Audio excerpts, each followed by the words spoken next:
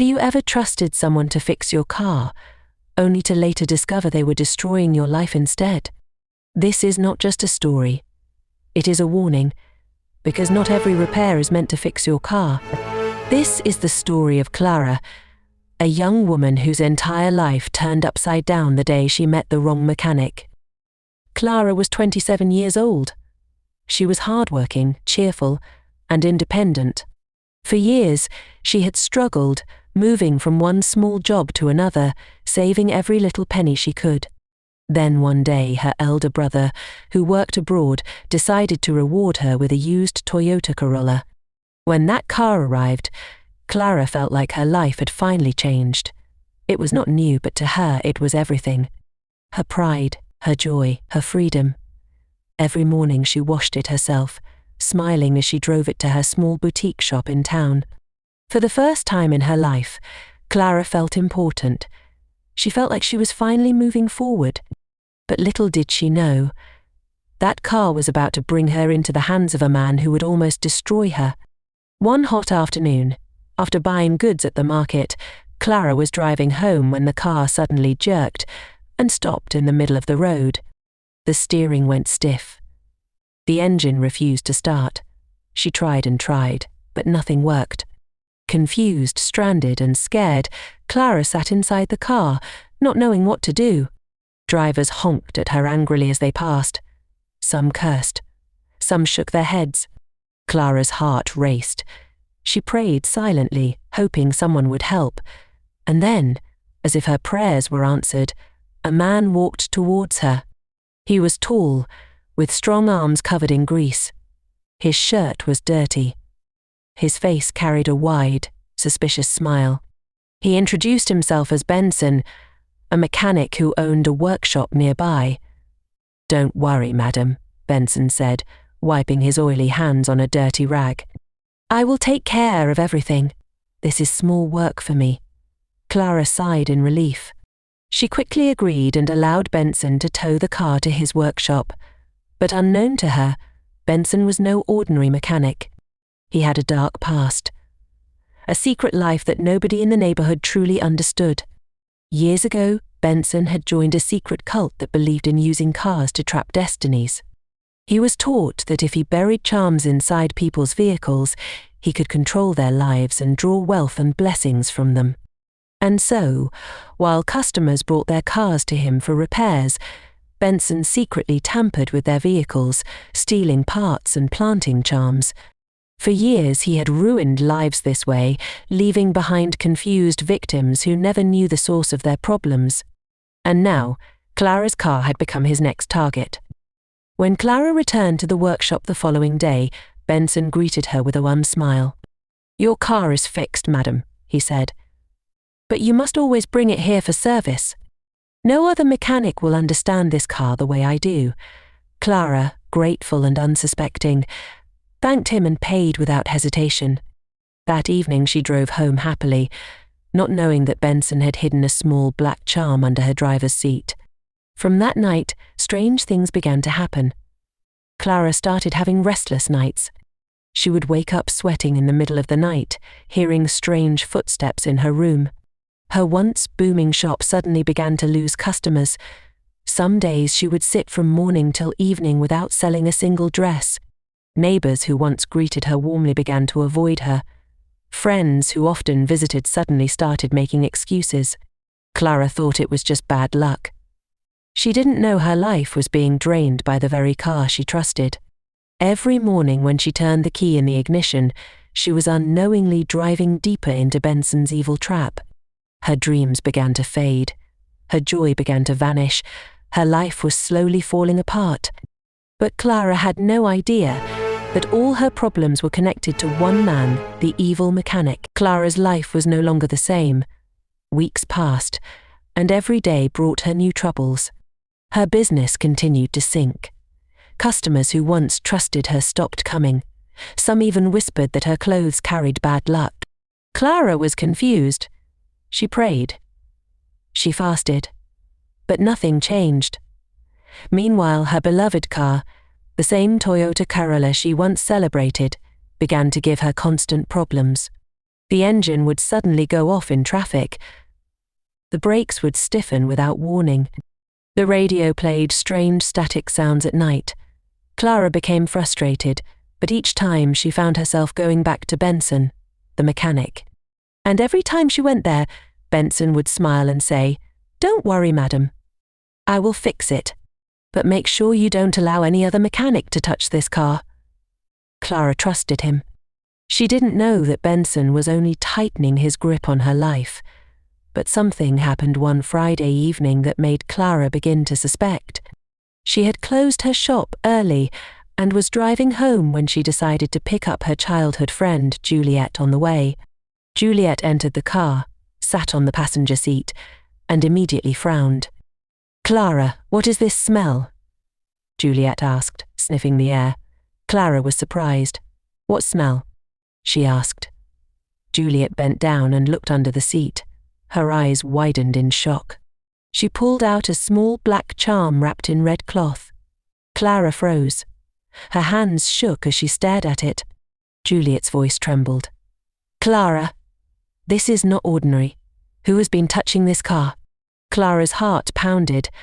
She told Juliet about Benson, the mechanic who always worked on the car. Juliet shook her head, fear in her eyes. "This man is not repairing your car. He is destroying your life." That night, Clara couldn't sleep. Her mind replayed Juliet's words again and again. She tossed on her bed, sweating, until she finally decided to do something she had never done before. She woke up early the next morning, before sunrise, and drove to a different mechanic far from Benson's workshop. The new mechanic, an elderly man with grey hair, listened carefully as Clara explained. He checked the car. He searched under the seats. He opened the bonnet, and then his face changed. "Madam," he said slowly, "there are strange things in this car. This is not ordinary." He showed Clara charms tied near the battery, black powder hidden in the boot, and strange marks scratched under the bonnet. Clara's legs grew weak. Tears filled her eyes. Her beloved car had been turned into a shrine. The old mechanic shook his head. "Whoever has been working on this car is using it against you. You must be careful." Clara's world came crashing down. At that moment she realized the truth. Benson, the man she trusted, was the reason her life was falling apart. But Clara didn't know confronting him would open a door to even darker secrets. Because Benson was not just an evil mechanic. He was something far worse. Clara could not believe her eyes. Her car, her only treasure, had been turned into a weapon against her. She felt betrayed. She felt used. But above all, she felt angry. For days, she avoided Benson's workshop. She refused to drive the car. She left it parked in front of her house, covered with dust. But Benson noticed. One evening, as Clara locked up her shop, she saw Benson waiting for her by the roadside. His smile was wide, but his eyes looked cold. "Madam Clara," he said softly, "why have you not brought the car to me? Is something wrong?" Clara's heart raced, but she forced herself to stay calm. She lied. She told him she had been busy. She promised to bring the car soon. Benson studied her face for a long moment. Then he leaned closer and whispered, "Remember, not every mechanic can handle that car. If you take it elsewhere, you will regret it." Clara shivered. Her hands trembled as she walked away. "That night!" she cried. She knew Benson suspected something. She knew she had to act fast. The next morning, Clara travelled to her mother's village to meet an old pastor who was known for prayer and deliverance. She explained everything: the car, the charms, and Benson. The pastor listened quietly. Then he shook his head. "My daughter," he said, "this man is not just a mechanic. He is a spiritual thief. He has tied your destiny to that car." Clara's body went cold. The pastor continued, "You must never let him touch that car again. We will pray, but you must also be strong. Evil men like this do not give up easily." For 3 days, Clara stayed in the village. She fasted. She prayed. She begged God for mercy. On the 3rd night, she had a terrifying dream.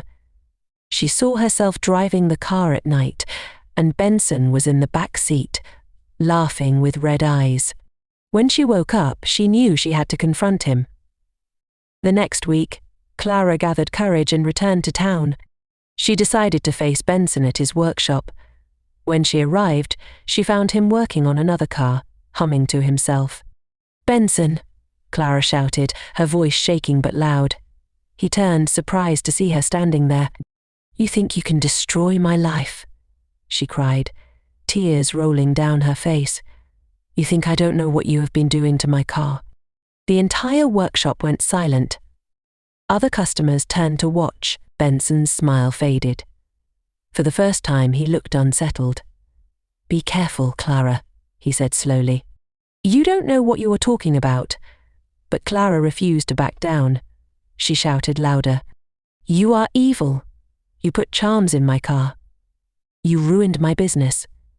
You ruined my life." The other mechanics and customers gasped. Some looked at Benson with suspicion. Benson's face darkened. His eyes narrowed. "You dare challenge me," he whispered. Suddenly, the lights in the workshop flickered. A strange wind blew through the place, scattering tools and papers. People screamed and ran outside. Clara stood frozen, her heart pounding. Benson's voice grew louder, almost inhuman.